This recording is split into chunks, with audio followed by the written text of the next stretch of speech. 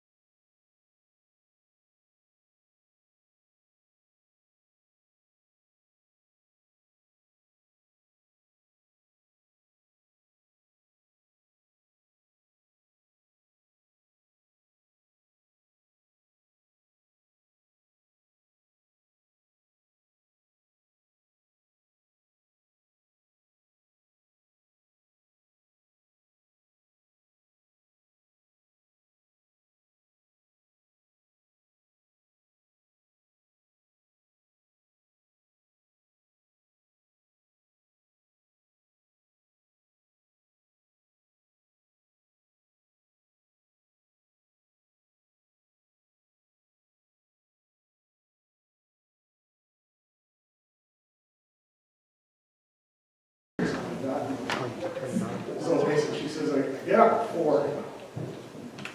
And at like 6 o'clock, I'm up for a walk, and I don't eat till 8. And I'm going, I'm going to die by then if I couldn't eat. I get up at 4 and I eat till 8. And then she says, 9 o'clock they go and they eat again. Well, at 8 o'clock they eat, and in between 2 and 3 they have their last meal of the day.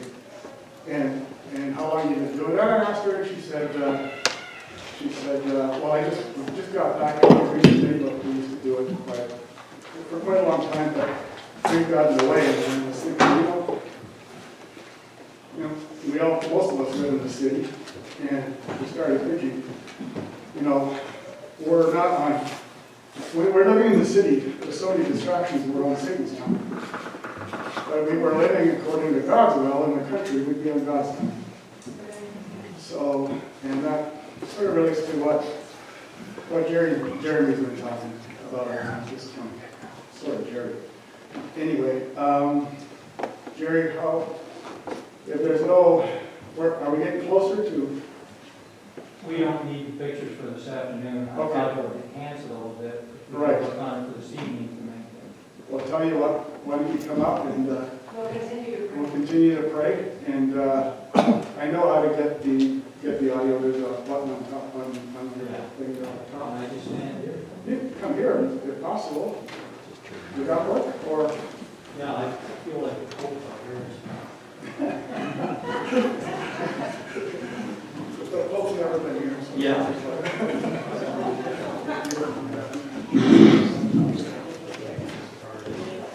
Tony? So we good? What's the light in on? Yeah, that's right here. No, It's no. on the fault of right. Right there by his right up left elbow.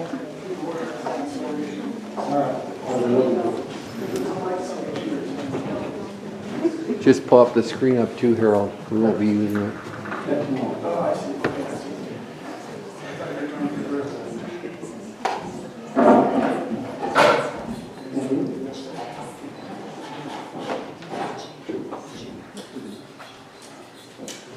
We have two techies working on the computer here. Apparently we don't have the right connection to get to your projector, but that's what we need for this evening to get the pictures on. We'll see what we can do. Is it working on your projector? You have We'll try that, but it's using the same cords. But it worked at home perfectly, just before I brought it with what I have. So we'll bring it in and hook it all up that way after we do this. So while we're trying to do that, it's a keynote presentation on Mac. Is it? Yeah, 200 and some pictures, so Oh, wow, yeah, no, that's more. we'll see what we can do.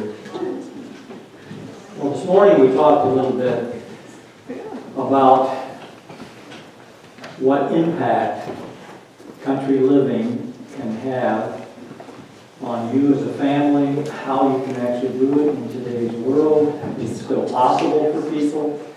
And if I would like to just tell you a little bit about this, our story, our personal journey, how Linda and I went from zero money, I don't want to get into finances till this evening, but from zero to owning a piece of property where we can build a country home. And also, if you have any questions while we go along, I'd rather answer questions. I'm a teacher, not a preacher. So I prefer that. So if you have anything you want to know, let's do that.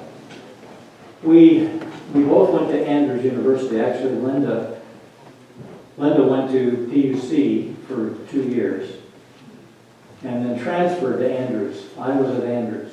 Good thing she transferred. We ended up finishing there, and as I mentioned, we went to Lancaster, California to teach in a small junior academy there. And I was concerned from the very start about the impact it was having on the students. It was an interesting church. It was only 70 miles from Loma Linda. So a whole lot of doctors and dentists had gone just 70 miles and ended up there.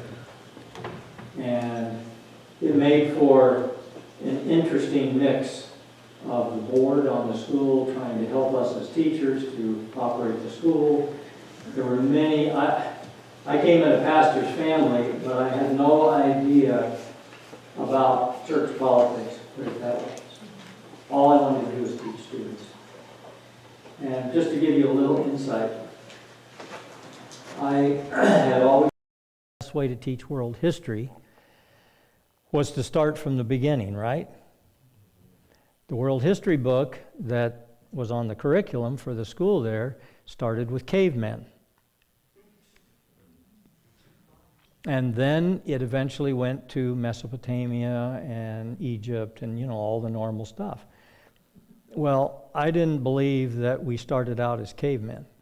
I believe we started out in a beautiful Garden of Eden. Amen.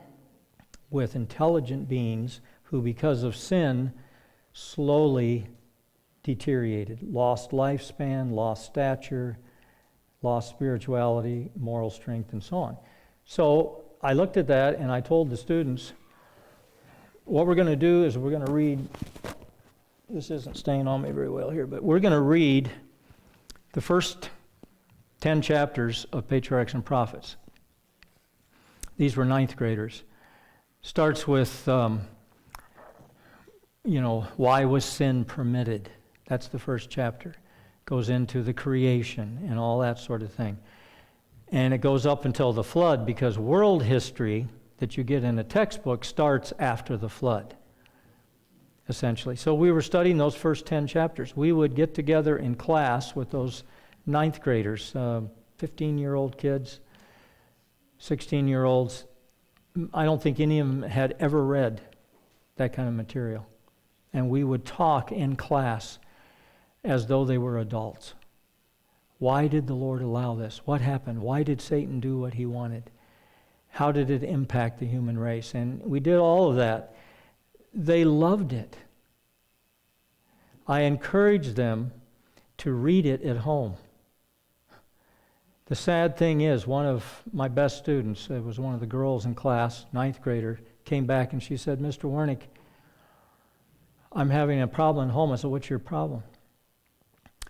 My dad wants me to come out and watch television with the family in the evening. I want to read Patriarchs and Prophets. Folks, it hit me. I was only 22, 23. I hadn't heard of such a thing. It made a real impact on those students.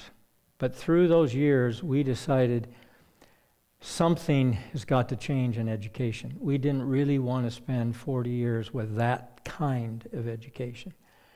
Not in a classroom like that. So I got some materials, and on the side of the house, this is in the desert, so it gets really hot much of the year. I built a little 4 by 6 foot greenhouse. It was a disaster. I mean, it's too tiny, it was too hot, all that. But we had a principal. He's now passed away, a wonderful man. He and his wife, she was the first grade teacher and he was the principal, and they were in their 60s getting ready to retire. I learned more, Linda and I both, from them than I ever learned in college on how to be a teacher. He was from the Pacific Northwest. He was old school. He told me when I first got there, he said, Jerry, you can't compete with television. Now you remember, there was no internet, no Facebook, none of that. All there was television. So don't try. He said, would you like to take the kids camping? I said, yes. So he showed me where to go. He went out there. He had built himself an old motorhome because he couldn't afford to buy a regular motorhome. He built out a van. And they were in their 60s. And we went out to, if you ever heard of Panamint City. Anybody heard of Panamint City? Panamint City is in the Panamint Mountains. And the Panamint Mountains, on one side is Death Valley. The other side is the Panamint Valley, and on the Panamint Valley side, there was a wash that came out. And you could see it from the highway out there. It's all desert, but this huge gravel wash came out of the mountains, and he said, that's where we go. And make a long story short, in that wash, if you walked in there, was a stream of water that came from several springs up in those mountains. The mountains went to 11,000 feet. And if you went back there about 10 miles hiking in there, you came to some old silver mines. And there were a few flower children living up there. We would take the kids up there, show them the old city, show them the silver mines. We'd camp for several days. They absolutely loved it. And Linda and I said, we got to get kids out in an environment like this. By the way, Telescope Peak, which is the highest peak in the Panamint Range at 11,000 feet, if you go from there to Death Valley, which is below sea level, that's the highest valley to summit in all of the United States, outside of Alaska. And on the way up there, we'd take kids all the way up, climbing up that mountain. You had a bunch of the bristlecone pine. You know what those are? Those are the oldest living things on the planet. The oldest ones are about just over 4,000 years. Why are they just 4,000 years old? Because that's the year after the flood. That's what it amounted to. And anyway, the long story is, after we worked there for 5 years, all during that time, we said we would love to have our own country home. We perhaps maybe run a school. We toyed with the idea, but it was like, who would ever send their kids to a school out in the wilderness somewhere? So it wasn't really, it was just an aspiration. We started with absolute zero. We had no money at all. Fortunately, we didn't realize we were rich because we had no debt. When most kids get out of college today, they have a big debt. We at least were at zero. I think I owed $500 to some little loan thing from the student body and paid that right off. Anyway, we went there and we sat down, we talked about it. We started reading more and more of the Spirit of Prophecy books, and we decided we need to both work and have no children for a few years so we can both work, and we'll put one salary away.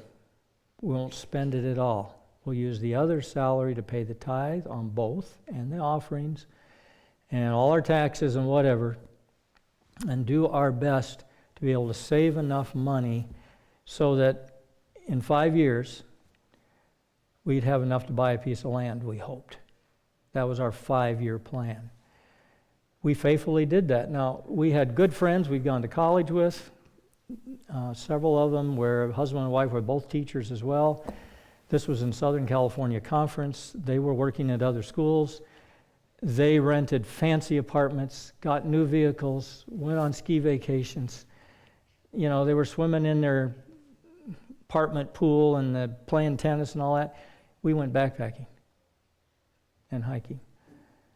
And at the end of 5 years, we said, well, or it was actually, I think, 4 years. We said, well, we're getting to the place where we might have enough money, we could buy some land, but how are we going to build a house? Neither of us knew anything about building. The closest it came to it is when I was in college, I'd worked for 2 summers for a fellow in my dad's church, our home church, who was an electrician. So I knew a little bit about wiring. I was just the helper. I really didn't know anything.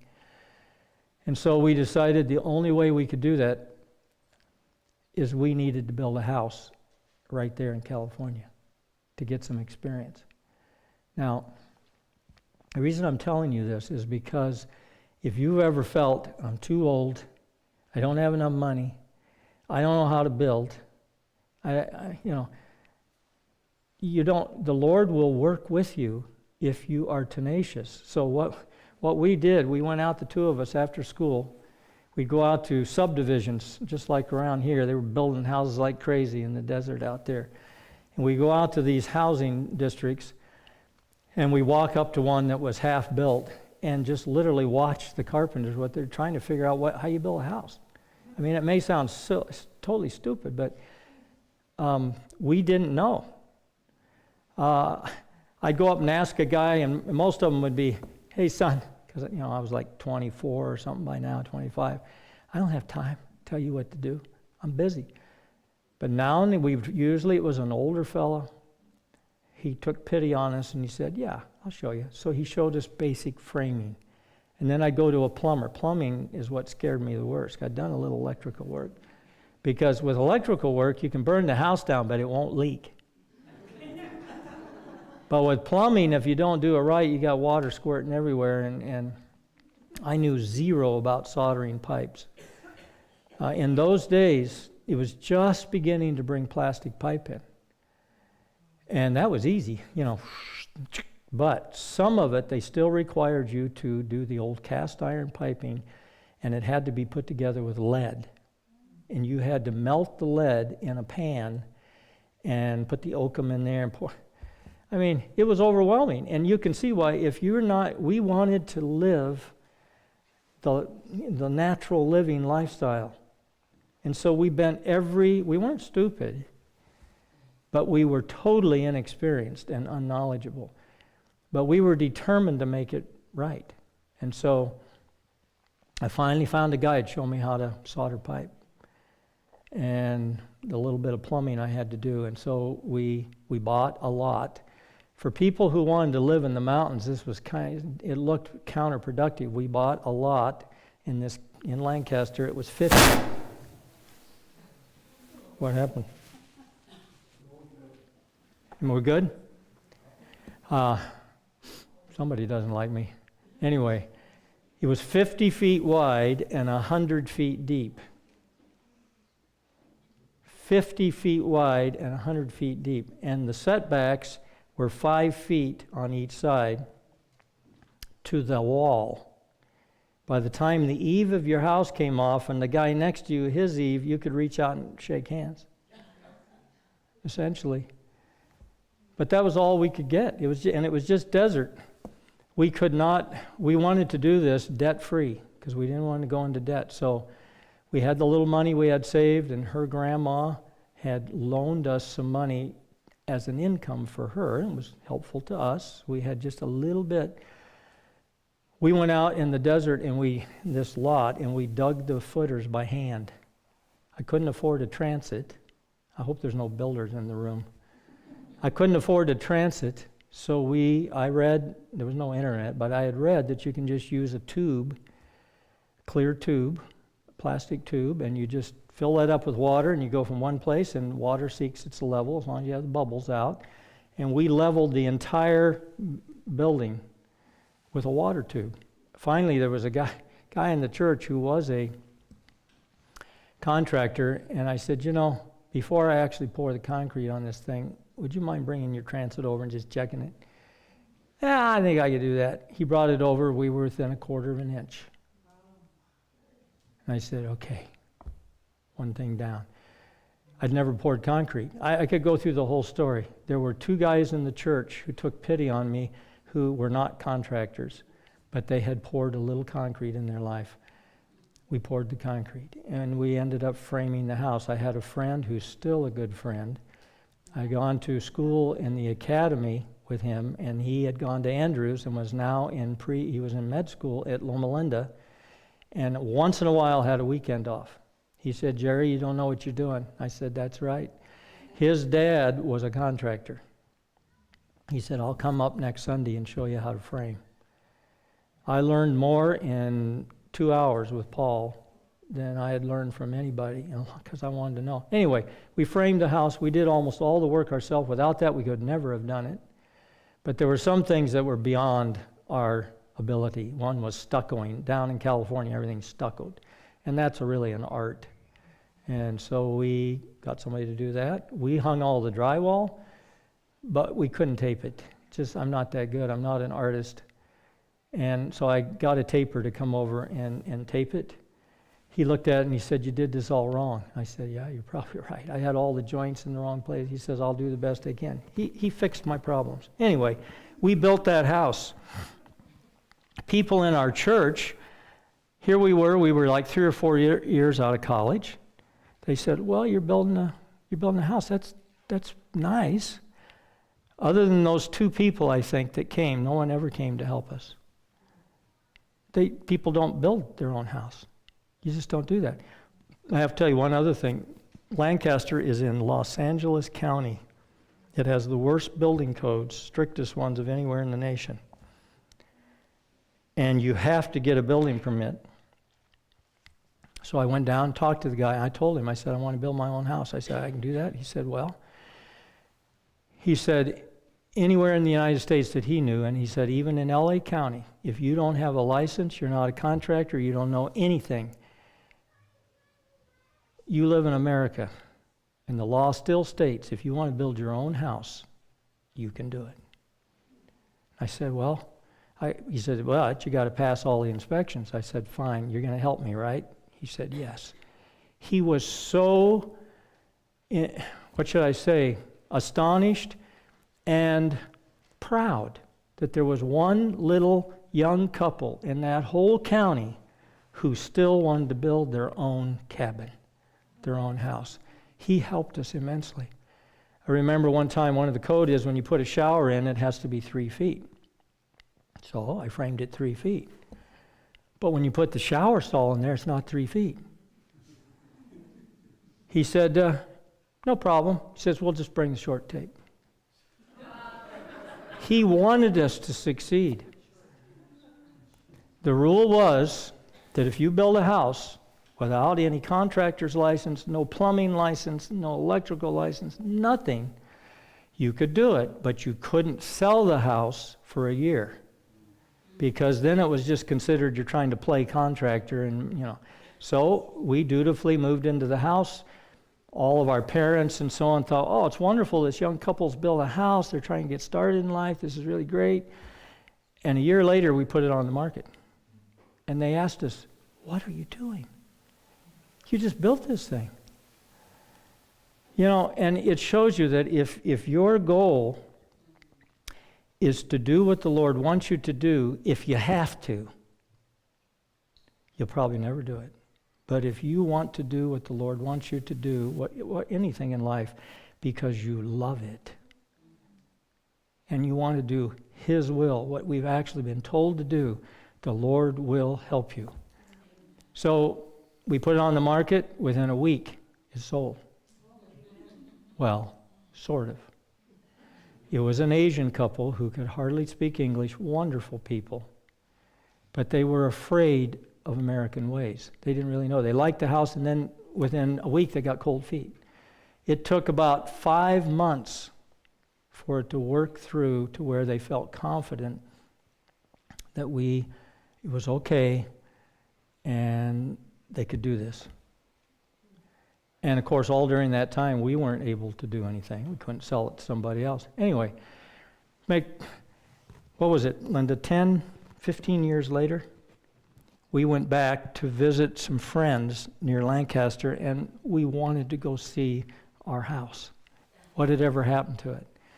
We had put some drapes in the place that were just kind of draped. We had made our own cabinets when I was not a cabinet builder, and we had glued them, and I had a little trouble with the fascia sticking to the framing like it should, and oh man, I hope that holds. And with trepidation, we went up to this door. By the time we got there, the whole subdivision was built out. We could hardly find the place. And finally found our old house. I walked up to the door, both of us. We had our friends with us for protection. I was afraid when the guy found out I was there and everything that was wrong with the house, he'd come after me. But we wanted to see it again. I knocked on the door, and this wonderful gentleman comes, and he said, hello. And I said, hi. I said, you may not remember us, but we used to live here, and we just were stopping through. We live in Montana now. Oh, no. He said, I bought it from the builder. And then I had to say, I was the builder. And oh, what a tense moment. And he beamed. It's so wonderful to see you again. And he started talking a mile a minute, ushered us in and all the rest, and the cabinets were still glued, and the drywall hadn't fallen off, and those drapes, our drapes, were still on the windows. The Lord is good. We made a few dollars, but we gained incredible experience. Now you tell me, what would have been smarter? You know what the California housing market is just like here. If we had just stayed and for 15 years, how much do you think that place would have been worth? Instead, we sold it in a year, and the people in the church came, "What are you doing?" They couldn't believe it. And within a year or so, it was time. We decided to take a leave of absence. At that time, it wasn't easy to be a teacher in some of those churches. They were hard on teachers, to put it nicely. We stayed there longer than virtually anyone else had been there. And by that time, even people who didn't want their kids to read Patriarchs and Prophets had finally learned the value of that, and there was some respect there. So that's good. We still know some of those students, keep track of them. At that point, we had gone on a trip. Now we had a little bit of money. We wanted, with this same Paul and his wife, we decided to go look for land. And we still, at that point, hadn't sold our house. He was in med school. They didn't have any money. We just went to look for a piece of land. How do you look for a piece of land that the Lord would want you to have? What makes for good country property? What do you need? Am I working? You can work, I just gotta clip that so it doesn't Oh, in the back. Yeah, thank you. You did that this morning. You got it? It's close, it's really close. Oh, good. Well, by 5 o'clock, it'll be on. Do you want it, this presentation? Get it all on, and then we'll see. What I wanted it for now, we mentioned this morning that thank you. It was the best thing we ever did for our little girl. And I thought this afternoon I could take some of the pictures that I have in there that show her as a tiny child and what it was like for her to grow up on our country home and what she's doing today. Because all of you I know either have children now or you had them before and they're all grown and you have grandkids. Because as I mentioned, one of the best things we can do as a church is save our own young people. And I believe this is one of the best things you can do. It isn't the answer for everybody, but it has really worked well for us. Anyway, so we went on this trip, and I won't go all the financial details, obviously, till tonight if you want to hear more of them, but we decided that we wanted a place where we could raise our own food, we could produce our own power. It was a beautiful setting. We didn't just want a dry hillside someplace where there were some people, but not too many, where it won't get overrun. And we have seen incredible growth, and just like you have here. If you buy too close to town, you'll get surrounded. That's what happens. So, and the Lord guided us, I'm sure. Anyway, Paul drove. His wife and Linda were in the back. They had a 6-week-old baby there, and we pulled a tiny little trailer. We slept in the back of the Blazer, and they slept in the trailer, and we literally just drove from Southern California. But we said, you know what? We got to go on the east side of the mountains because all the people are living on the west side of the mountains. That's still true today, all the way up. You think Seattle, Portland, Olympia. I mean, you go to San Francisco. That's where all the folks are. And like we read this morning, God's people needed to go to the mountains for many reasons. So we drove up the east side. We spent, 6 weeks, I think, on that trip. We drove all the way to the Canadian border. If you Canadians would let Americans buy your land, we would have gone a little farther.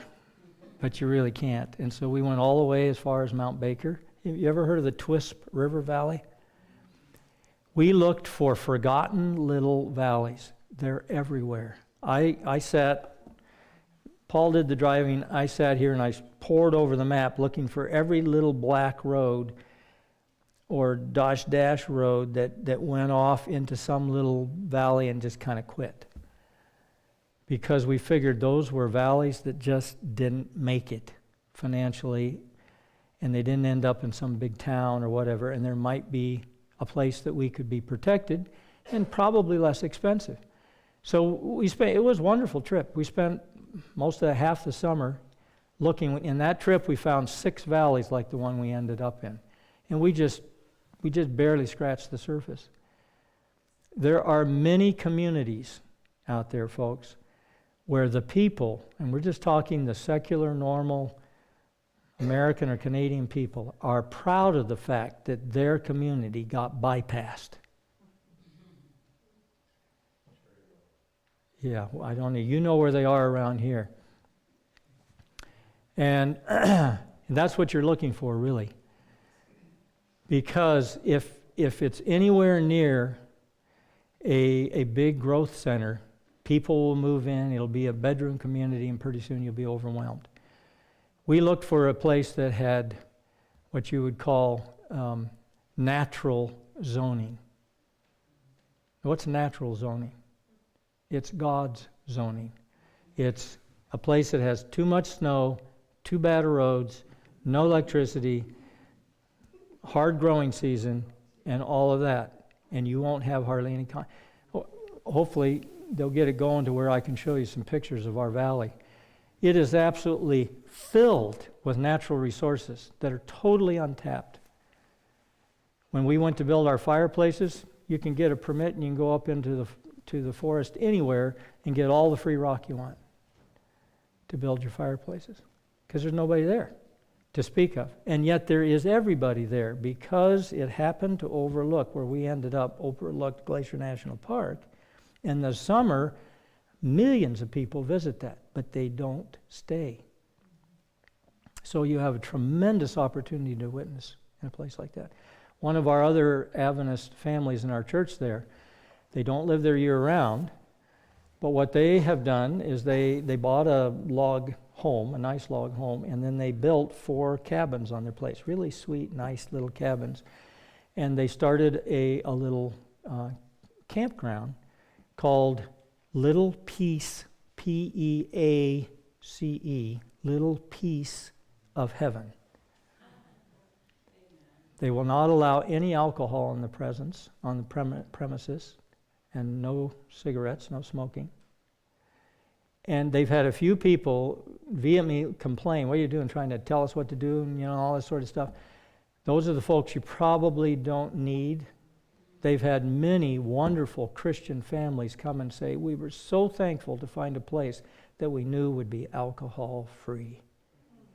They are booked virtually solid all summer. And you can make a whole living in just the summer.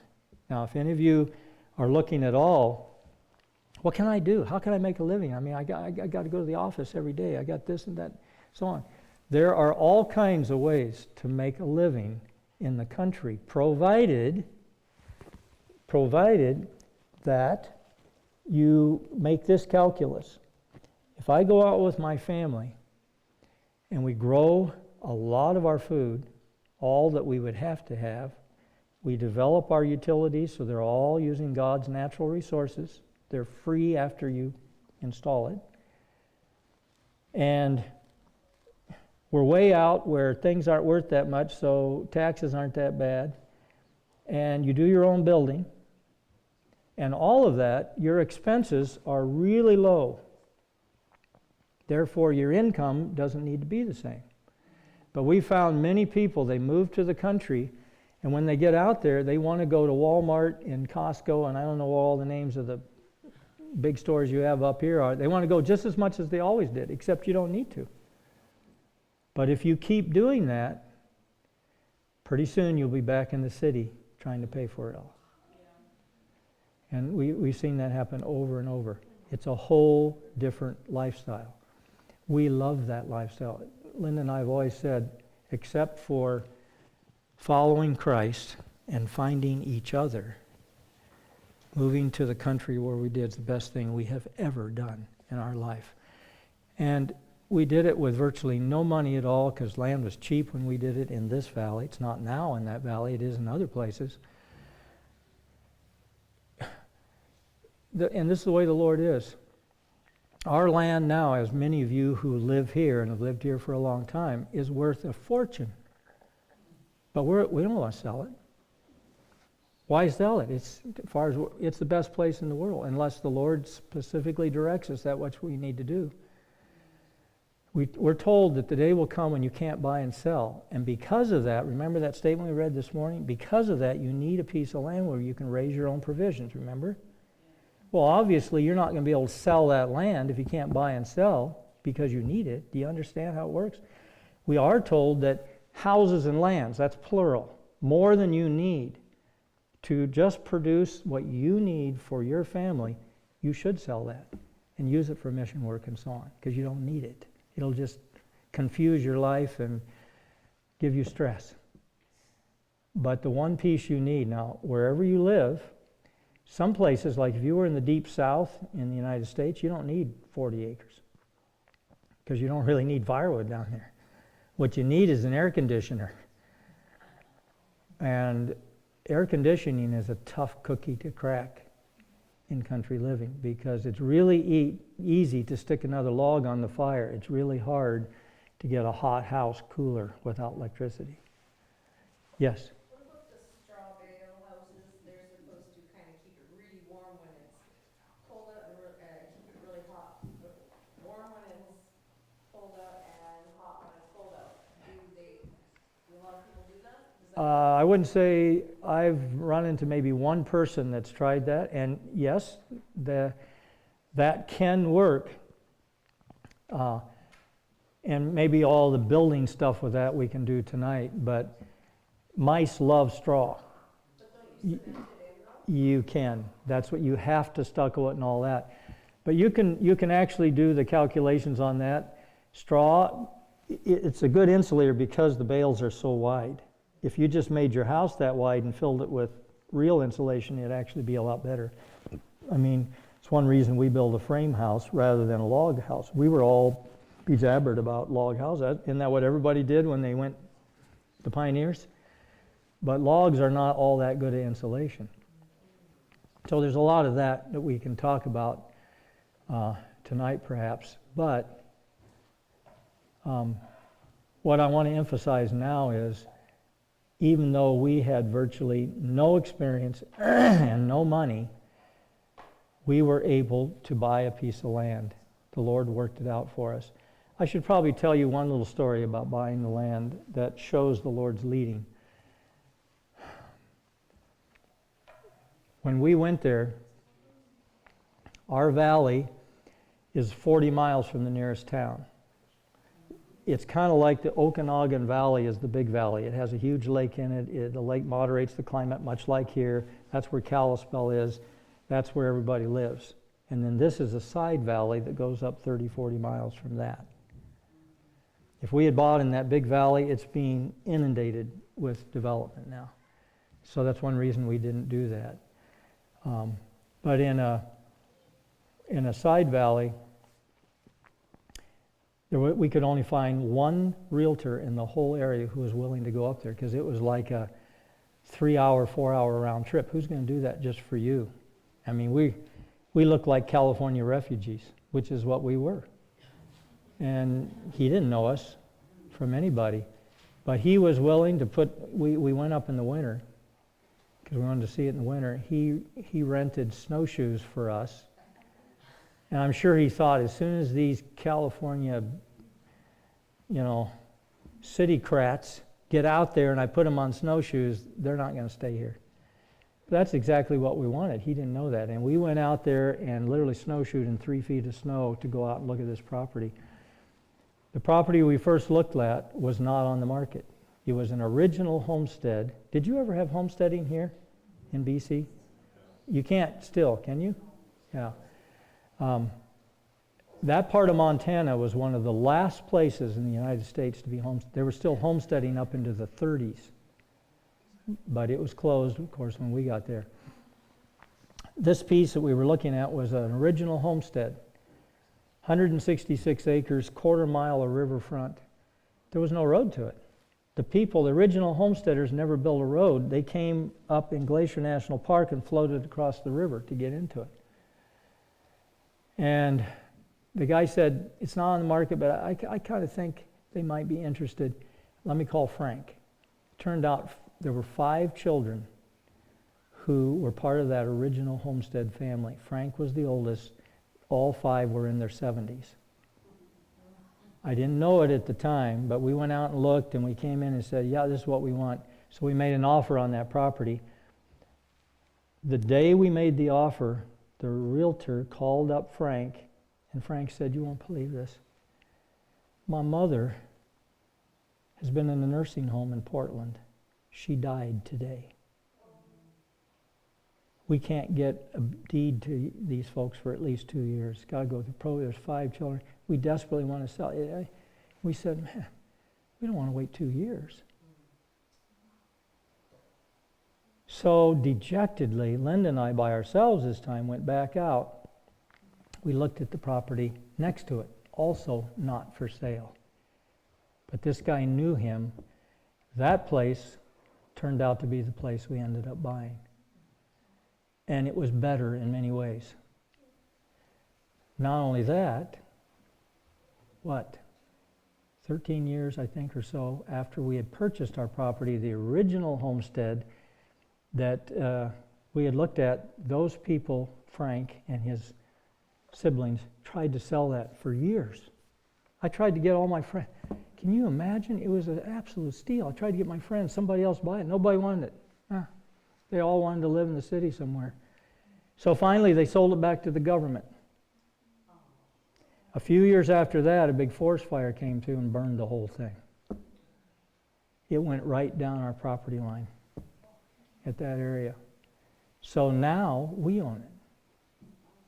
And so does everybody else in the United States. But it's public land. Nobody can build on it. We can get all the firewood off of it. It's as though we own it. I mean, how could I ever have thought that through? The Lord had all of that, including, I like to think that Grandma Hammer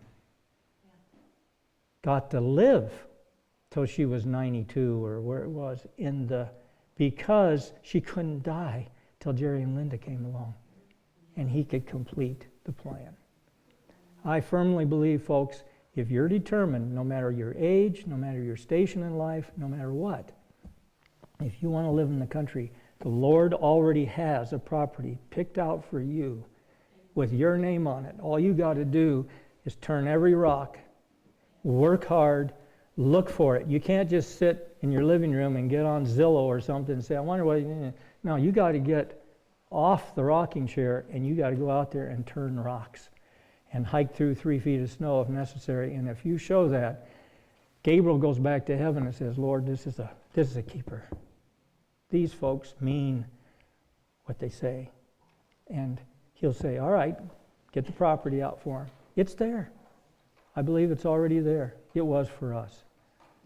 I'm certain of that. Now, you get on a piece of property, now what? How are you going to make a living? We were teachers. And I'll just tell you a little bit of that story. We taught in California, then we taught that 1 year in Alton, Illinois, that I told you about, and with the water thing. And then we came back and taught in the Montana Conference for 2 years in a little one-room church school, about 100 miles south of our property. Wonderful, wonderful people there. What was there, 8 or 10 kids, Linda, I think? And Linda helped me again. She was an unpaid aide. And it was during that time that we started our family. We knew we'd be moving soon. And little Rochelle was born in a hospital in St. Ignatius, Montana. She was the only baby in the hospital. She was almost the only patient in the hospital. And whenever that baby cried, whenever a baby cried, we knew who it was.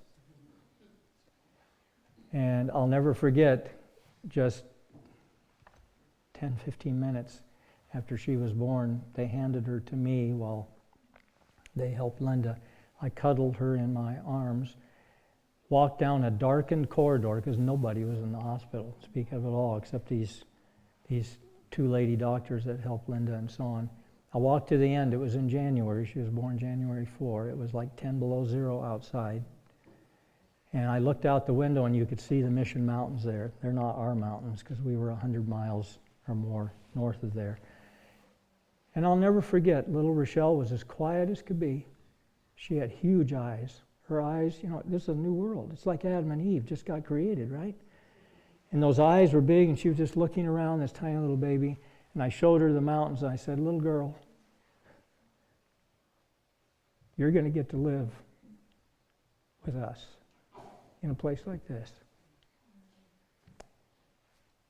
And I think with her personality and all, if we hadn't raised her where she was raised, we wouldn't have had the same result. Not at all. Anyway, that spring, Mount St. Helens blew off. I don't know if that was a signal or what, but we decided that was our last year teaching.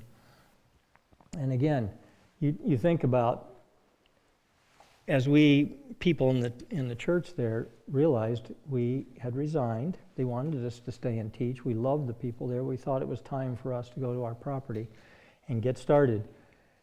I'll never forget, the pastor came to us after a prayer meeting one night and he said, aren't you guys scared?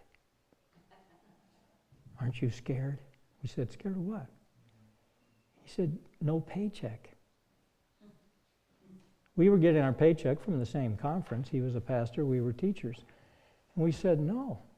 We didn't have hardly any money other than we owned the land free and clear and had no monthly payments for anything. And I figured, I'd do something. But we wanted to get started. What are you going to do? And I'll never forget that. We said, no, we're not. He thought we were crazy. Unfortunately, our parents, who were wonderful conservative Adventists, thought we were crazy too. You went to college, you're wasting your life, right? What are you going to do out in the mountains? When we taught those 2 years at that school, there was a really great man there. He only had an 8th grade education, but he was one of the finest pilots in the denomination. He had 180 acres. He had an airstrip on his place. They lived out in the country just a little ways, and he wanted his children to have a church school education in the country, so he donated 5 acres to the church so they could have a school. And they made him a school board chairman, obviously, and I came as the teacher. It had been going for a little while, and Wayne and I became really good friends. He would fly to Alaska in the summer and fish, haul fish. He was a bush pilot in every way. He could land anywhere, anytime.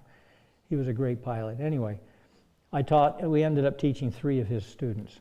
And by the time the 2 years were up, 2 of them had graduated from the 8th grade. One was actually a 9th grader now, and he was faced with a dilemma. Do I send my kids away this young, 8th grade, they're 9th grade now, to the academy, where they were doing the best they could, I'm sure, but there were a lot of influences there for a kid that young? Or do I send them into public school, because that's free, it's right here in town. I can't tutor them myself. Homeschooling was not allowed yet. He came to me one day and he said, Jerry, I got an idea. He said, you're moving out in the wilderness and you don't have an income. He knew me pretty well. I said, yeah. He said, I got a job for you. He said, in your valley, at that time, there were 3 or 4 grass strips where you could land a bush plane. Because it was so remote, people did that. He said, I'm going to fly my 2 older kids. I'm going to fly them up to your valley once every 2 weeks. I'm going to buzz your house. By this time, we had built a house. It was almost done in the summers. I'm going to buzz your house so you know it's me, and I'll tell you, when Wayne came in buzzing, he would literally come like he's coming right in we're up on a hill, and it was like he was coming right in the front windows. And just 200 or 300 feet before he made impact, and like that, and I knew it was Wayne. Time he got around, circled, and landed, I'd gotten the old pickup up to where the landing strip was, picked up his 2 students. He paid us $50 a month. That was our income. Monetary income. We had a big income. Water, firewood, huckleberries, our free labor, all of that, stone, you name it. But our monetary income was limited. By the way, it helps with your taxes. Anyway, Wayne came, and that whole year I taught his kids. When winter came, he could not land. So he said, I'm paying your gas, you're coming down here, spending the night. The kids would spend the night at our house. I'd tutor them all day and all day the next day. And Wayne would come in the afternoon, buzz the house again, pick up his kids. So they were there 2 days. In the winter, I went down there, stayed overnight at his house, tutored his kids. I tell you that because of how the Lord works. Somebody in California heard we did that. The somebody happened to be, at that time, so I won't give you any names, but they're wonderful people, but I didn't ask them if I could say their names, but anyway, at that time, many years ago, he was the head of the printing department for Voice of Prophecy. And we were over at a neighbor's house, another Adventist couple who had moved in because they had teenage kids and he had come from California. He was a printer and he worked for this other guy. We were at their house over on the riverbank. What was it, Sabbath evening, I think, having a bonfire vespers, which we often do with our little church group there. And this fellow walked up. I had no idea who he was. He introduced himself, and he had driven all the way from California. He said, "I hear you have a school here." I said, "No. I have tutored a couple of kids." He said, "I got your first dorm student." And then he told me the story. He said, in our church there in California, it was in Thousand Oaks, near Voice of Prophecy, and they did wonderful work, don't get me wrong. But the kids were all raised in the city, right? He said, in my boy's Sabbath school youth class, his boy was a sophomore, going to one of the academies down there. He said, in my boy's Sabbath school, there's 40 young people. 37 of them go to the beach instead of Sabbath school and have a party. There's 3 that come to Sabbath school. There's a retarded boy, there's a handicapped boy, and there's my boy. And I'm losing him. I mean, I said, yeah, we'll take him. He came in the middle of the school year, in the winter, had never lived in cold country. It was February. He literally stayed in our house for like 3 weeks, hardly ever went outside. We said, well, you know, if there's going to be an academy, I mean, really, they need to work a little bit. So he was supposed to work. He'd work with me for 2 hours, and as soon as he was done, and I finally found out he was scared of getting eaten by a grizzly bear. I didn't even think about it. We have grizzlies there. So finally I told him, I said, man, you need to get out and walk the woods. There's grizzlies here, but they respect you. I told him how to handle it. By the end of the school year, he had made friends with, by the way, Paul and his wife bought the property in front of us. We found the property we have first, and then within months they bought the other half down to the river. And she was living there. Paul was a doctor and he was doing in locums.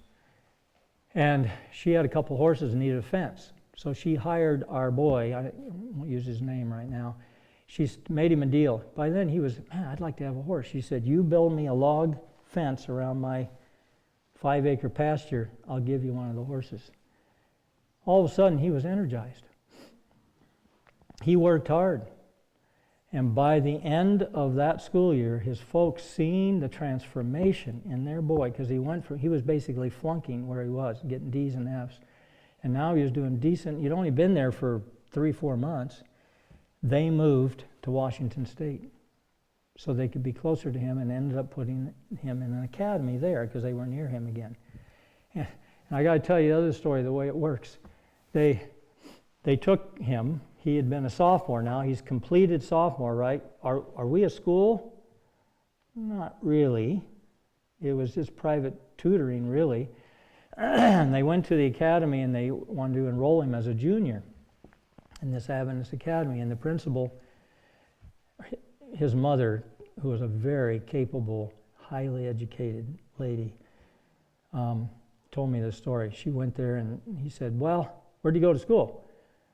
Well, he had been down this California academy, but we sent him up to this little school in Montana, and he did really well, and he's ready to transfer here. And he said, is it a school? Well, it's kind of like a little self-support. Well, he says, I'm tired of these places just, having these kids, and then they send them us and want us to put our stamp of approval on everything they did. And yeah, he can come, but he's going to be a sophomore because we don't trust what happened there. She thought really fast, what am I going to do? Because she knew her boy was not going to be a sophomore. He was a proud teenager, and he was doing fine. So she said, well, isn't there something we can do? And the principal finally said, well, I'll tell you what I'll do. I'll have each of the teachers, the English teacher, history teacher, whatever, Bible teacher, will make up a little test of what a sophomore should know at the end of the year. And we'll give it to your boy. And if he can pass it, he'll be a junior. And if he can't, he'll be a sophomore again. And this mother thought really fast. And like I said, she was a really smart mother.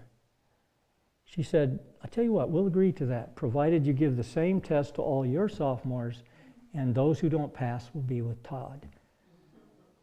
She said she never saw a principal get redder in the face faster than ever. He said, on second thought, we'll take him. And that cemented our reputation, because when he went there, he did great.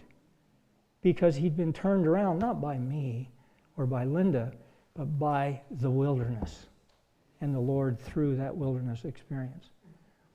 And so pretty soon, other people would call up, well, they couldn't call us directly, they'd write and say, well, here you have a school, and within a few years, we had all the students we could take. We ran that school for 35 years. We limited it to 10 students because they dormed with us. And I take my hat off to Linda, because she cooked for all those teenagers all those years with their help. You know, that's amazing. On a wood cook stove. Actually, yes. Oh, you say, and Dr. Hans Deal and Lily, Yes. children, went Yeah. there. Yes, I should mention that probably. Hans was a student at Andrews the same time that we were, and Lily. We knew them there. And of course, he had gotten into a ministry of his own, and when his kids got to be about academy age, it was actually junior academy, same situation. It was tough on them. When he was here in Kelowna, they were going to school there. Yes, that's right. And out of the blue, I got this letter, or he stopped by, I can't remember, because we knew each other, and he said, Jerry, I hear you have a school. Same thing. And I said, well, yes, because by then we did. He said, I want to send my boy. And Hans is a persuasive man. At that time, we were full, and I said, I can't take him. He said, how many do you take? And I said, 10, usually. He said, well, Jesus took 12. What are you going to say to that? So we took Byron, his boy, for the next year. And he was there 3 years. I reprimanded him for sending his kids away so young. Junior school. They both came when they were 7th graders. His sister Carmen came later, because she was a little younger. She came a year later. They were both excellent students. I told Hans, I said, we'll only take 7th and 8th graders if they come, if first of all, they're well-adjusted young people and they come from a stable home where you can assure me they're not going to get homesick. I mean, that's young, 7th grade. He said, they're fine. And he was right. They had raised them right. They were excellent students. They loved the North Fork. They loved the wilderness life. We were happy to have them there. And so for us, all that happened is you help one family and they tell others. So we never had to advertise at all. That became not only our ministry, because I believe every family who moves to the country, you don't just move to the country to be a hermit or just to hole up. And I didn't get to all this in my sermon this morning, but there are two extremes. There's the middle, which is true country living God's way. And then there's two extremes. One is you move to the edge of town, stay as close as you can, you're all wired and piped in, and you're running to town for a job all the time, and you're tied. I mean, you haven't really made the break. It's more than a location, it's a lifestyle. That's one extreme. That's fine, don't get me wrong, that's fine as a step in the right direction, because sometimes that's all you can do at first. Do that. put some potted tomatoes on your porch if that's all the room you have. Start somewhere. Get some experience like we did building our house. The Lord will lead you step by step. The other extreme is what I call the bunker mentality. The bunker mentality.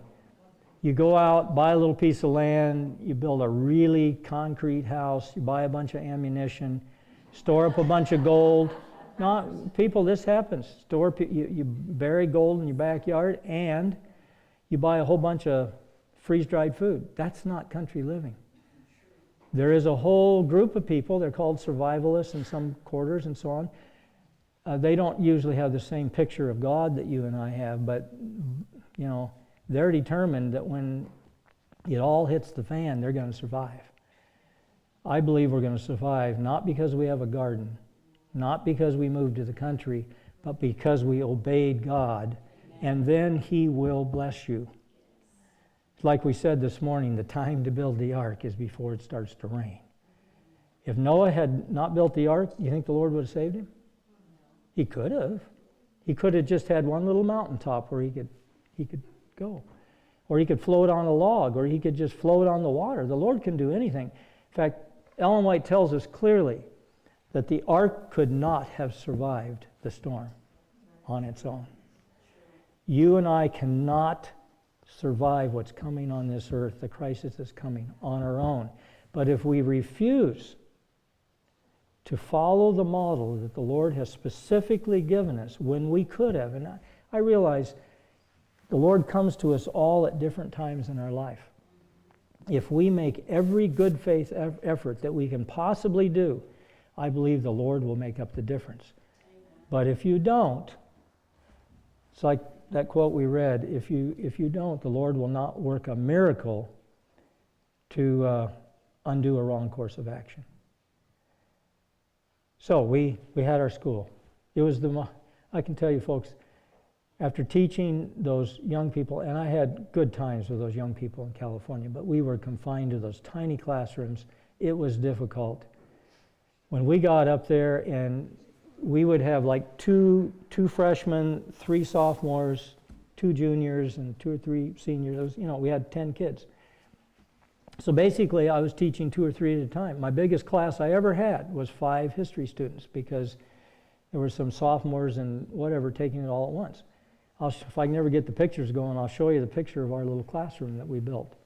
And we had a computer room and a library, and it all overlooked a garden classroom, which was our solarium, which is our winter greenhouse. And we emphasized spiritual development, a solid scholastics, a active practical work program, and a full-bodied wilderness recreation program. What was your practical work program? Practical work program was simple. This is why we survived financially, really doing this. When the kids came, they needed more hot water, especially the girls used lots of hot water. If we were on propane and Linda had to cook everything on propane for all those kids and all that hot water and all that, we'd gone broke.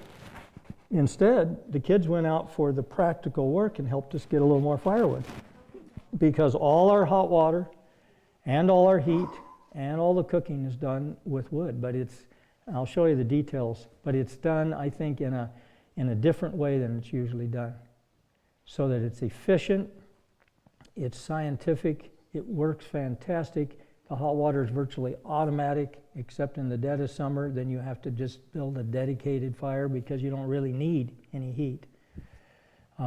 It worked wonderfully, so they did that. They ate a lot more food, so they helped can food. They helped bake the bread. Linda taught them how to cook. Actually, I should probably have Linda come up and tell you how a wood cook stove works. We'd never used a wood cook stove. All I knew about wood cook stoves, everybody said, they're old-fashioned, they're ridiculous, only the poor people use them.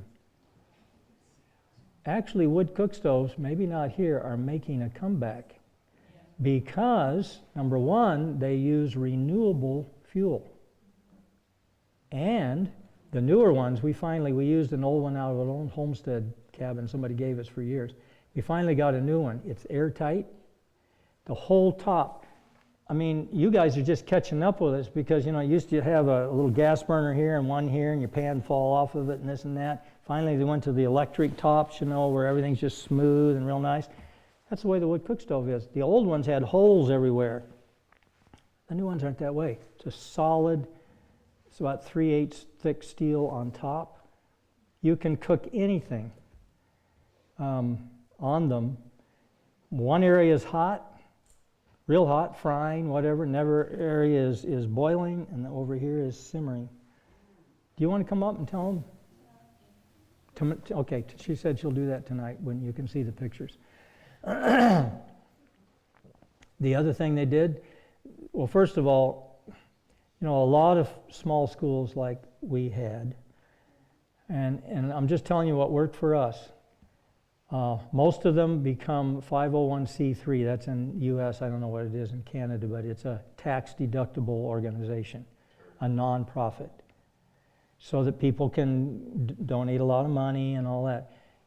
When we read the Council on Self-Supporting Work, it was supposed to be self-supporting, not donation-supported.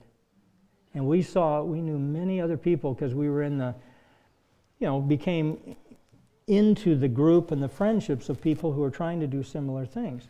And virtually every one of them was having financial trouble because they were donation supported. And I'll tell you why. This is just my opinion. I don't know if it's true for everybody, but the problem is when you plan your, not your infrastructure now, but day-to-day operation, your monthly salaries, your utilities that you have to pay for.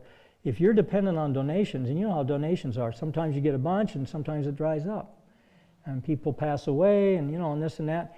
And if you're on that and something happens, you're dead. You can't do anything.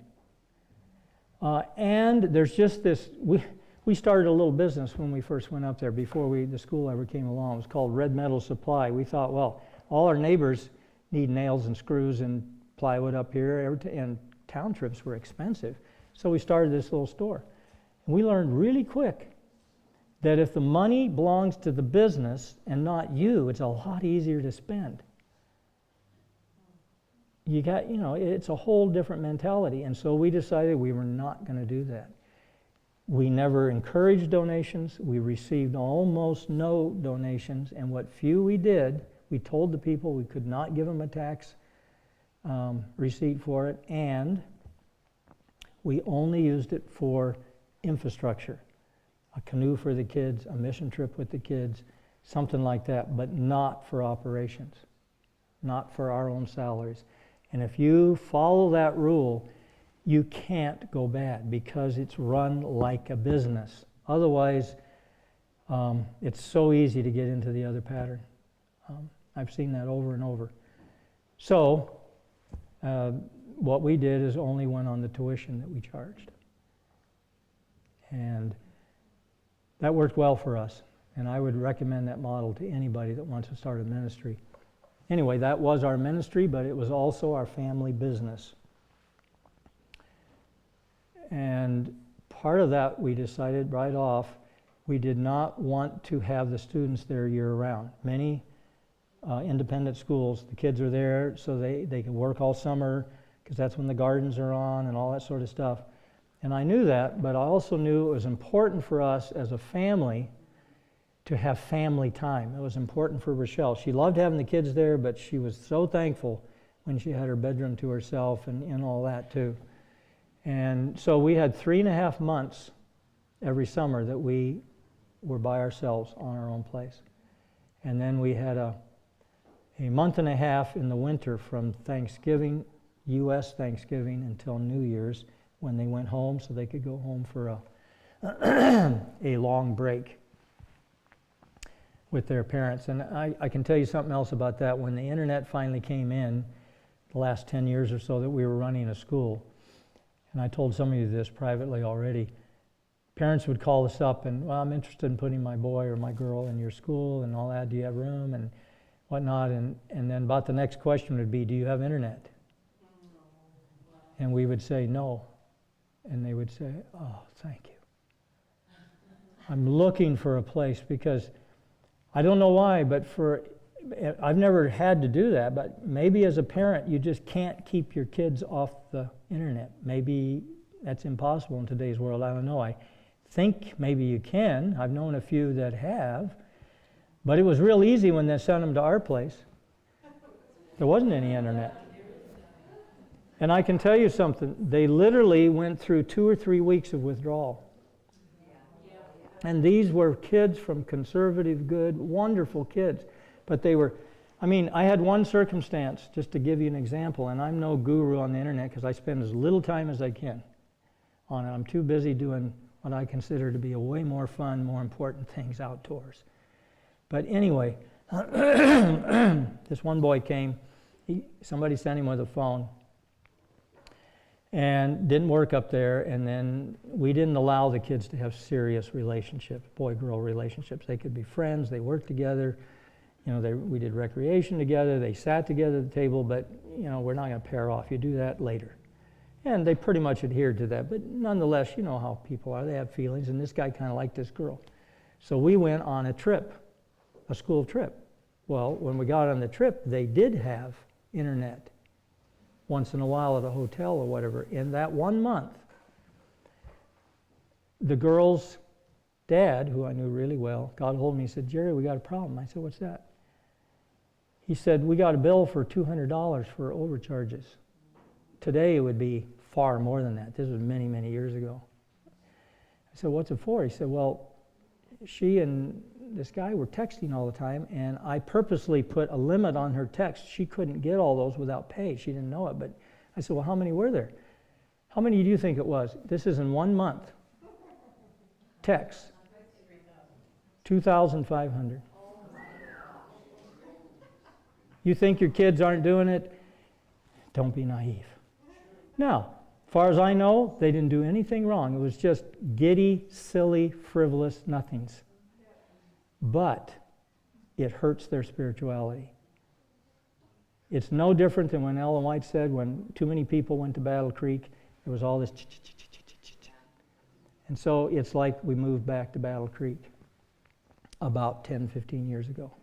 Be careful. Here's my rule of thumb, and I can't say that I always adhere to it, but I do all I possibly can. And this is for you adults now, including you grandpa and grandmas like us. Spend no more time on the internet, television, or any media like that than you spend in your garden. For your health, your exercise, your mental health, your spirituality. People, I don't care if you're doing the Lord's work with it. Remember what Ellen White said about ministers who spent too much time studying the Bible? Remember that? She says you need to be outside in the garden. Thank you. Hours every day. They needed it. She said you have to have, thank you so much, you have to have a balance. So that's my rule. So if you want to spend more time on the internet because you're just hooked, you better spend more time in your garden. Yeah. Do you know, like other people that have a school like what you two have?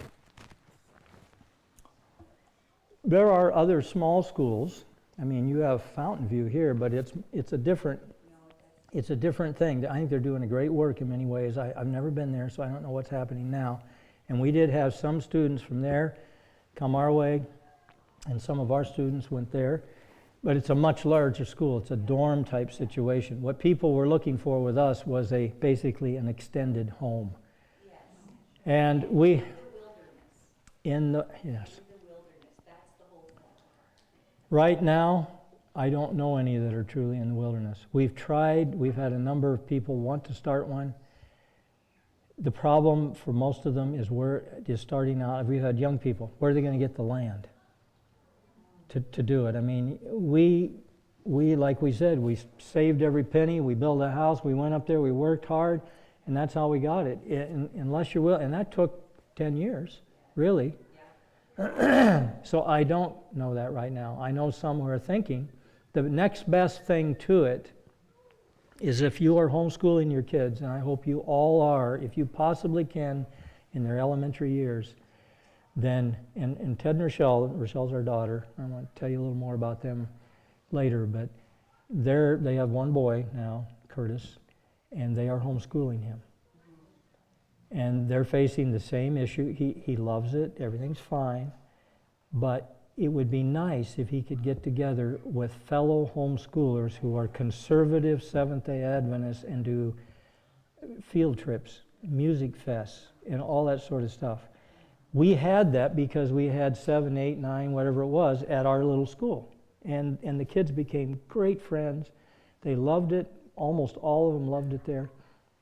I mean, I'm sure I'm wandering here a little bit, but one of the things they loved the most was wilderness recreation.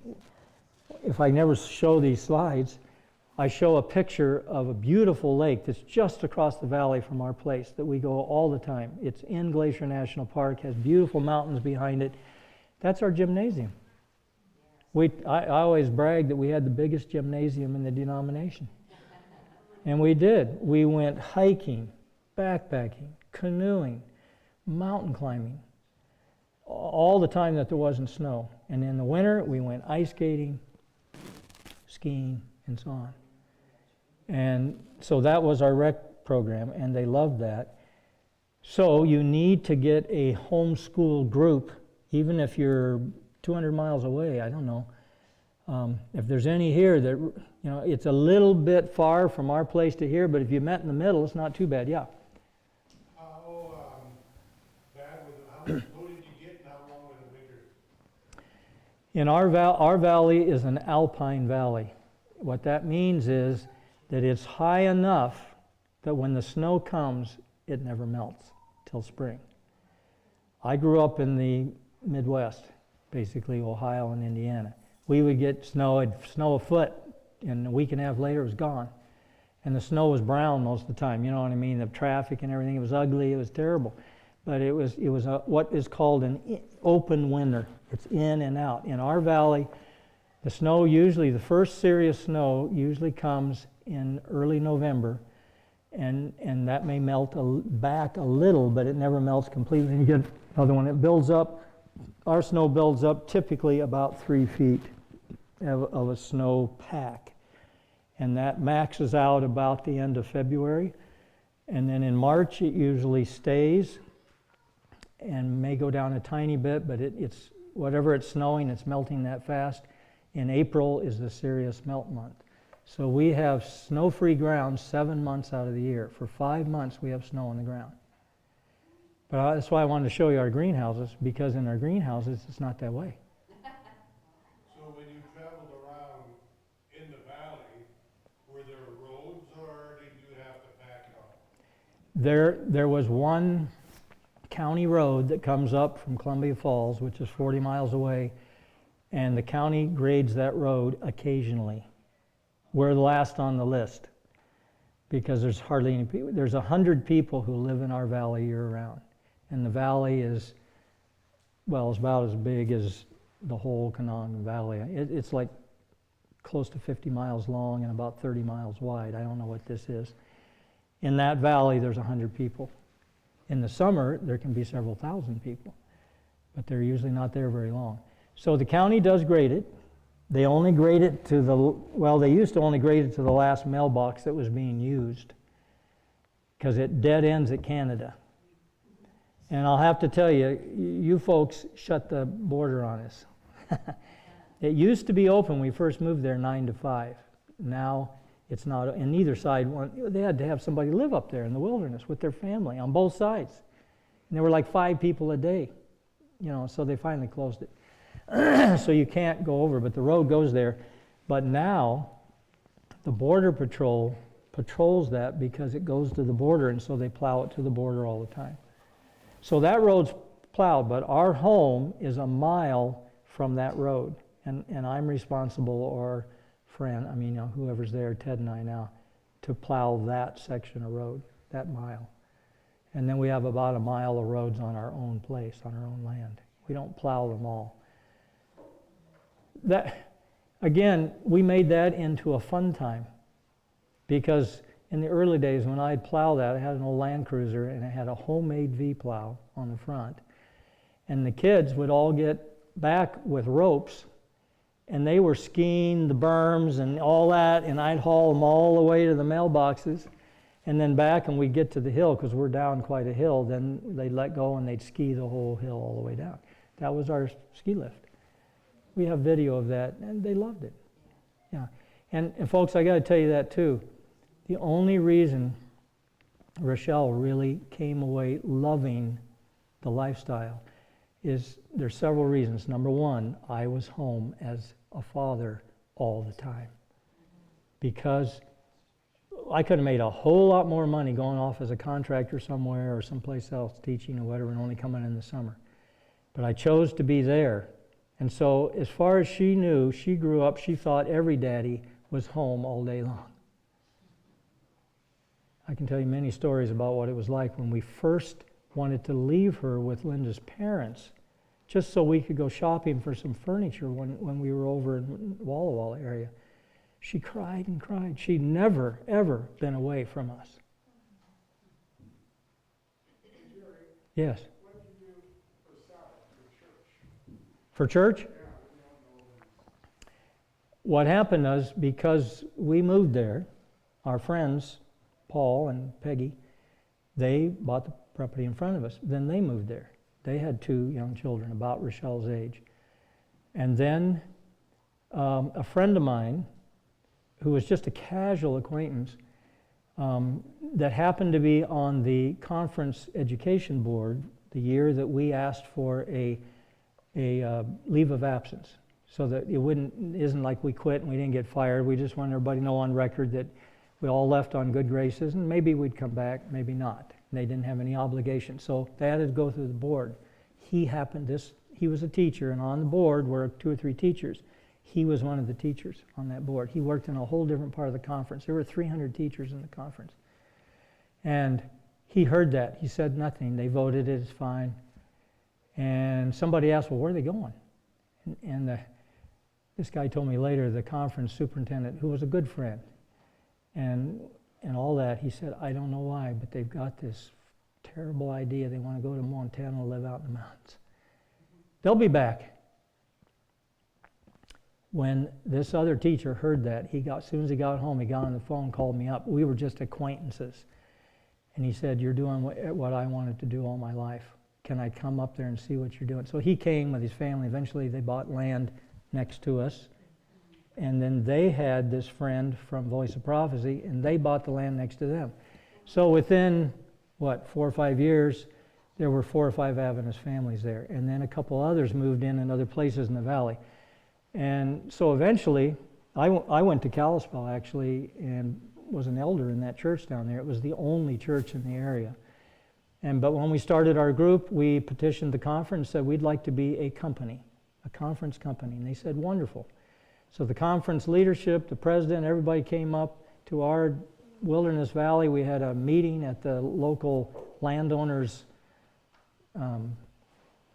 community hall. And they inaugurated our company, and we're still a company because we've never grown. People have come, but they always leave. We still have about the same size group, maybe. And so we never build a church building. We meet in our homes, and I think it's wonderful. It's not, there's too many of you here, but for us, we typically have 10 to 20.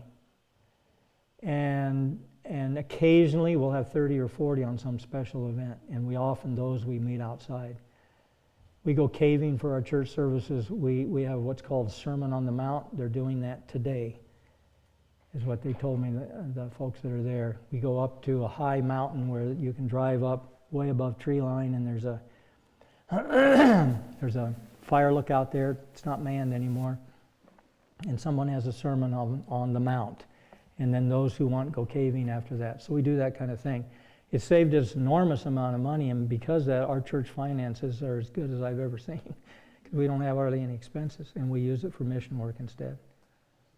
But we're still a conference company, and we support our local conference, have always worked in tandem with them. Even though we don't always agree on every point, we still believe this is God's church. And it will go through, probably after a little shaking. Someone else have a question?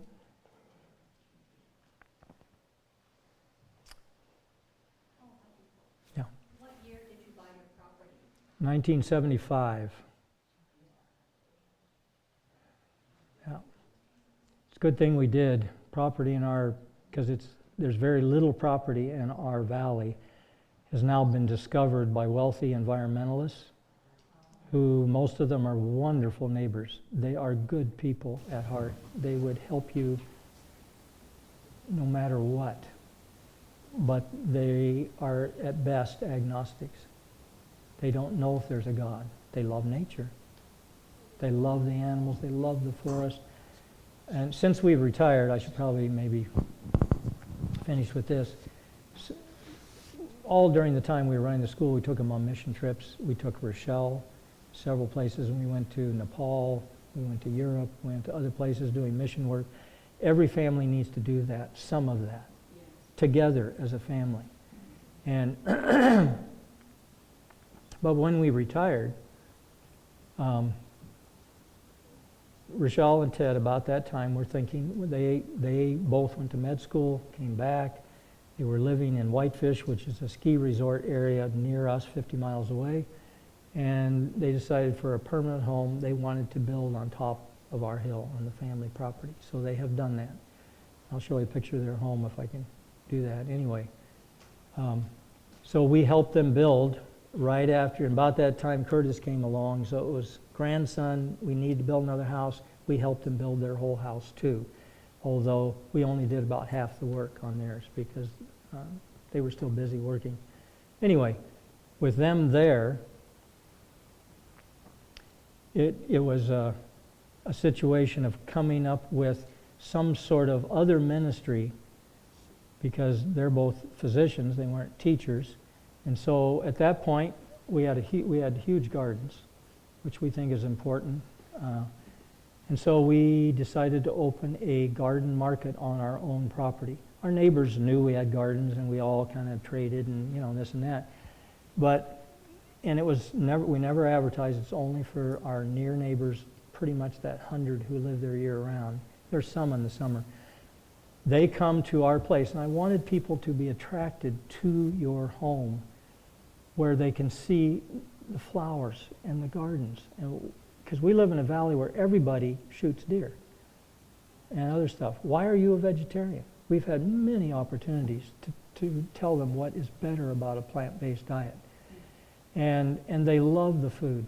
They know it has no pesticides, no herbicides. We don't spray it with all that artificial stuff. And it's grown right in the North Fork with North Fork water. And they know the water is absolutely pure. Many of them come, I've got pictures I'll show you of that. They just love it. And we grow tons of geraniums because they grow well there. And that's something else they like. And so we overwinter some of their geraniums. It's just a wonderful way to mix with your neighbors. And kind of as a result of that, Linda has started a women's Bible group, study group in our valley. And many of the ladies love that. They have all kinds of questions. And they're coming from many different, she could tell you some of the things that have just come up about eternally burning hell and all this. I mean, you don't judge anybody and say, hey, that isn't right. No, we study it from Scripture. And she's doing that now. So every family needs to have a ministry once you have your protected base built. And then you're never going to be hurt financially. Dad doesn't have to work all the time. Even Ted now, he works part-time. They don't need to. And they just got back from an extended mission trip to Africa. It was wonderful for little Curtis. This is his second one. We went to India just before COVID, and now we actually got back after COVID had started. And now they went, and it was a history trip for them. Educated, he's being homeschooled. And then they helped build a girls' dormitory down in Kenya. And so they have time to do that. And it's wonderful to have that kind of time. And then when they go and we don't, we all went to India, then we watch their place and they can watch ours. They're doing that while we're here. I know some of you may think, you have all these big gardens, you're building, you're getting all your firewood and all this. How do you get it all done? I mean, I could never do that because I'm busy, I'm working. Well, actually, I was working too. We worked full-time with the students for years. And the students created about as much work as they did. because it doubled the firewood, and then almost none of them knew how to turn off lights. Some of them didn't even know how to wash dishes. I mean, if you know what I mean. It's the way it was. They were wonderful help on certain things, like firewood and pouring concrete. But finish work, not unless they'd been there for 4 years. I had some boys that became better carpenters than I was. And anyway, you can do all of that and still have a job if you want to have a job off-site. But it's better if you can sacrifice some money if you have to and come up with a family business that your children can work with you on. And because I did that with Rochelle, I mean, we climbed so many mountains together, often with other students, but sometimes just us. It made a bond there that you can't shake. We don't see everything now that she's an adult and realizes Daddy didn't know everything. And I made some mistakes in some of the buildings we're having to correct. I mean, it just happens, especially in a heavy winter like that. But it's a wonderful experience. And she was able, because she was the kind of girl she was when she went to med school, there was really one guy there like her. He had been homeschooled out in the country in Maine. And he was there, and he was looking for a girl who wanted to be not only a doctor, but a mother and a homeschooler and live in the country, and was a conservative, wonderful, faithful Christian. And that's exactly what she was looking for. And so, and that's the best thing, because the world, she told us later, in a way, she said, Daddy, why didn't you warn me of all this? You know, there aren't very many young people out there that really have the values that I think a lot of you folks have in this church. There are some, but they're few and far between. I remember one of my 4-year students, so he was a well-grounded guy. He went off to one of our colleges in the States. When he came back, I said, so David, how's it going? You find any girls down there that might make good partners someday? He said, they're all high maintenance.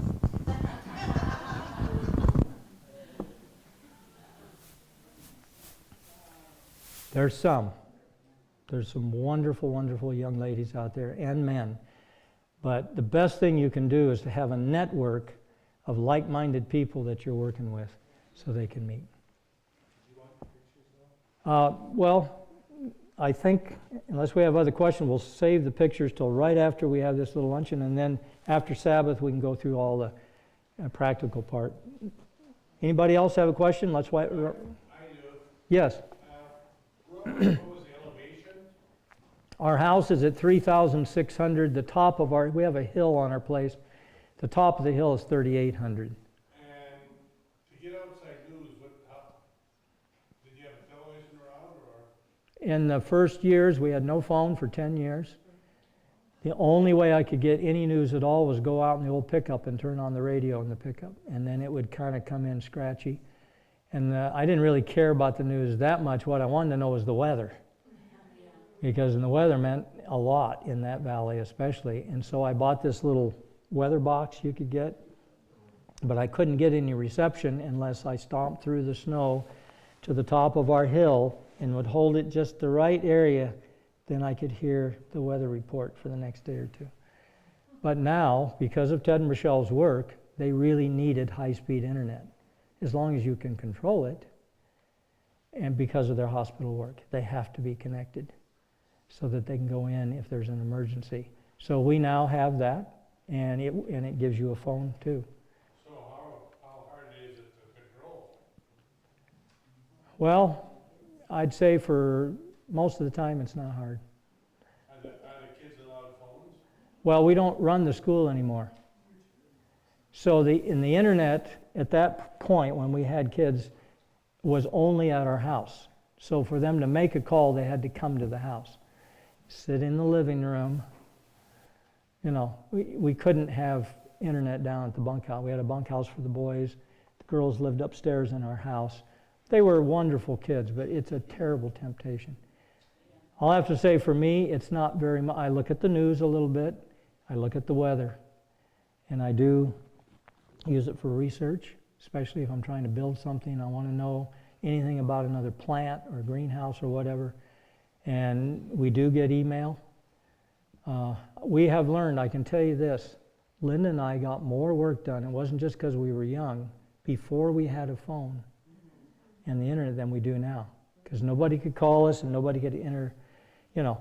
And it's not that we were recluses. The only way we could call out in those days is drive to Polebridge, which is just an old store. It's a one single old store. It's a tourist attraction now, and they do sell a few baked goods and whatnot there, but it's not even open in the wintertime. But at that storefront, because of an ancient agreement that the phone company had made, which they wished they had never made, they were required, there was just a wire through the woods that went all the way to town. One wire, bare wire. They were, when that thing failed, they were required by whoever the authorities are to put in an underground phone line all the way to the store, which was about, 30 miles, I think. So they had an actual phone, and so they put up a big old barrel and cut a hole in it, and you stick your head in the barrel and use the phone, and it was a payphone. That's the only way we communicate. So once a week or so, we go find out if the world was still there. I loved it, and I'm not a hermit. I loved it because we got so much done. So folks, if you got internet and you got a phone, they're not evil in and of themselves, but if they are taking more time than your garden, more time than your Bible study, more time than your prayer life, then unplug. And just once in a while, give yourself a half an hour a day or something. Everybody will live, I think. Thank you all for your attention. I know it was just our story. I'd love to hear all your stories too. And we'll do a little slide program, because by now you probably think we live in a shack. We'll show you how it all is.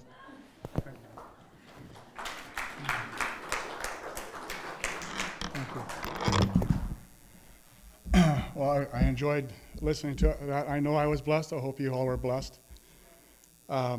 You talked about your phone story. I don't know, most of you a lot of you are old enough to remember Green Acres. Remember Eddie Albert would have to climb the telephone pole to answer a phone? I don't know if you recall seeing that. I think I'm old enough. Yeah. They lived out in the country too. I have a question for you. There's another session coming up at 6:30 from, is that right, 6:30? And 6 o'clock, yeah. So I need to ask you, are all of you staying here for the 6 o'clock event? Yeah? Okay. The reason why I'm asking is that Jerry and Linda came up here basically at their own will. Marlene had asked them to come up, and they were, I would say they were delighted in coming up and sharing their story with us. But they did, I would assume that they acquired a number of expenses, and we would like to help them with that. So we're planning on doing an offering for them during the next session. So if you're staying here, great. I hope you find it in your heart to be able to give them something in return. But if you're leaving, and if you have it in your heart that if we could leave something out in the foyer area, Harold, would that work? And then please find the goodness of your heart to return something back to Jerry and Linda. So I guess 5 o'clock it's not 5 o'clock yet, but at 5 o'clock we'll have, I'm not hungry, but there'll be refreshments there waiting for you, and then we'll come back here at 6. Thank you, everyone.